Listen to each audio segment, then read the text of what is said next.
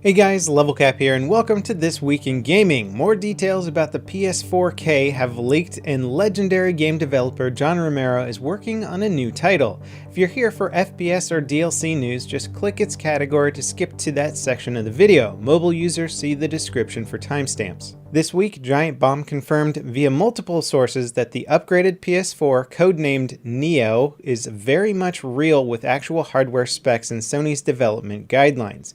Featuring an upgraded GPU and native 4K image support, the Neo is clearly an upgrade over the existing PS4 but isn't leaving the existing hardware in the dust. Sony is insisting developers ensure that the frame rate of games in Neo mode must meet or exceed the frame rate of games on the original PS4 system, but they're also not allowing Neo exclusive titles. More interestingly though, Sony has mandated that all games running in Neo mode must operate at a native rendering resolution of 1080p or higher. For hardcore console gamers, this is probably the key takeaway from the Neo leak. While rendering resolution certainly isn't the primary concern of most console gamers, it's nice to see Sony acknowledge 1080p as a baseline for quality experience, with most recent graphically intensive titles running at 900p or lower on both Xbox and PS4. It makes you wonder what kind of limitations the hardware puts on developers trying to deliver compelling looking games. Have they been ignoring those limitations and just pushing the hardware to its breaking point, or is that breaking point so unrealistically easy to arrive at that they have no other choice?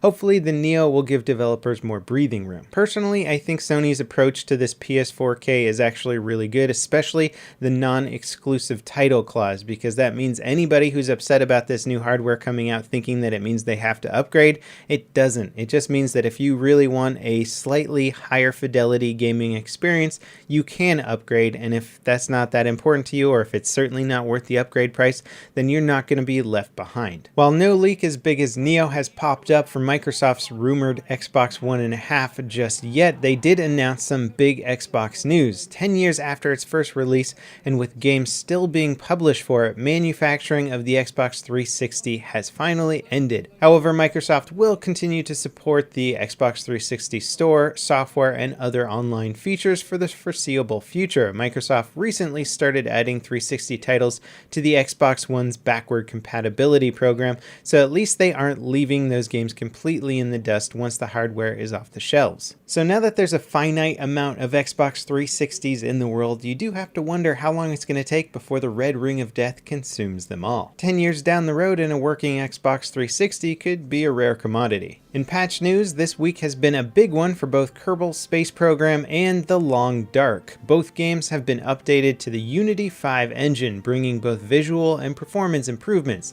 The updates also bring overhauls of the in-game UI to both games. The upgrade for KSP has also moved it to a 64-bit platform, giving it a nice performance bump for complicated chip designs, among other things. The Long Dark has also gotten challenge modes with set objectives to give sandbox players some new things to do while they finish developing on the story mode. And while these updates seem to be faring well, the Division's recent updates struggled even more this week as new bugs and exploits were discovered. Thankfully though, Massive managed to get a hotfix out to address the issues quickly. Unfortunately, the Division's problems extend beyond minor bugs and glitches, but it's nice to see Massive being so quick to respond to newly discovered issues. Unfortunately, these hotfixes haven't really addressed the rampant hacking issue in the game, especially on PC it's an issue, but there's also been reports of it affecting console players as well.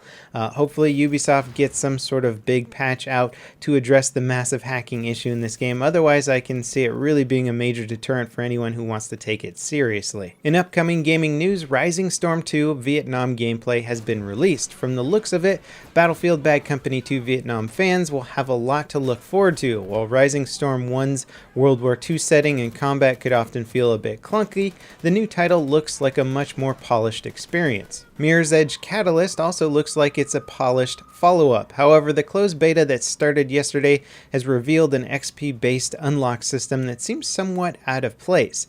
Things like being able to balance and hang from ledges being locked behind an upgrade system makes no sense in a sequel to a game about freedom of movement. Unlocking upgrades to core abilities makes sense and often enhances the depth of a game, but these aren't upgrades so much as things you need to just play the game. EA have marketed Catalyst as being more of an open world experience than the original game, but it seems like most of the world is going to be locked to players until they play a certain amount. Now, of course, you could make an analogy to the design philosophy behind Zelda, where you need to gain certain items and gadgets to get past obstacles in the gaming world and unlock new aspects of the gaming world, which was fun and cool. It just seems weird that the unlocks you get are like how to hang from stuff better as opposed to actually getting gear and equipment. Red Dead Redemption might also be getting a follow-up. A map for Red Dead Redemption 2 popped up this week and seems to suggest the rumored sequel will actually be a prequel. Featuring several new areas and a return to areas that appeared in the original game, the map is really the first indication that Rockstar are working on anything other than GTA 5 DLC.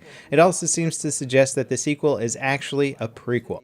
We've covered Ark's legal troubles before, but this week the lawsuit filed against them seems to have been settled. The details of the settlement haven't been made public yet, but considering Insight Ventures was seeking up to $600 million, it stands to reason that the future of Ark is still in trouble. While DayZ's continued development has troubled some players, its creator, Dean Hall's latest release, Out of Ammo, has hit early access on Steam, a VR strategy defense shooter. Out of Ammo seems like it's in a good tech demo state right now. Hopefully it will be more fleshed out over time. Given DayZ's track record with updates and improvements, it doesn't inspire a lot of confidence in the future of Out of Ammo. And speaking of VR, a Reddit user has posted a tool this week that has enabled Oculus Rift exclusives to be played on Valve's HTC Vive. Of course, Oculus have released a statement saying this tool is a hack and we don't condone it, but this brings up the bigger question of, should there be games that are exclusive to peripherals? Hardware compatibility issues aside,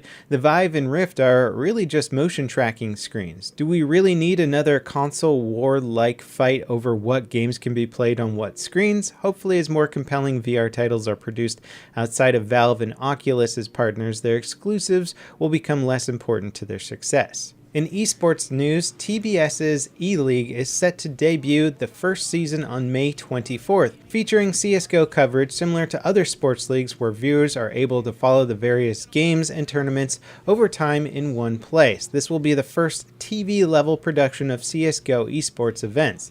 That's not to say past esports coverage hasn't been massive in scale, though. It's just official now that it's TV level. Also on Friday, Ubisoft revealed their Dustline expansion for Rainbow Six Siege. This is going to feature 2 new operators, a new map, and there's a video that I made covering it. If you want to check it out, you can click here or check the video description. And finally, John Romero, the co-founder of id and Doom's co-creator, will be announcing his return to game development this coming Monday. All that's currently known is that a new FPS game is being made by Romero's company, Nightwork Games. Romero is considered one of the founding fathers of FPS games, but he hasn't done anything really of note in the past few years.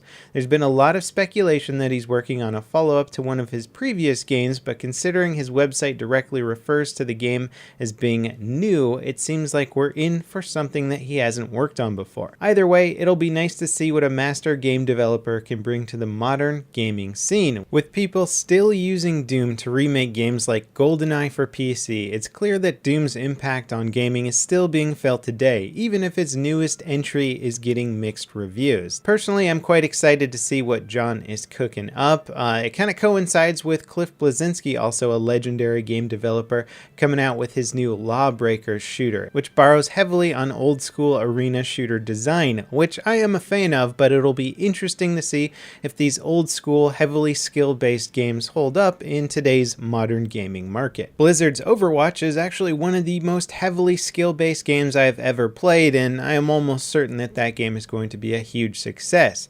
Unfortunately, it's had a pretty restricted beta, but there is an open beta starting on the 5th of May, so anyone who's been interested in that game, you can check it out then and decide if it's worth the $40 investment. Anyway, that pretty much wraps it up for this week in gaming. As always, guys, thank you for watching. Stay tuned for next week's news summary, and we'll see you next time. This is LevelCap, signing off.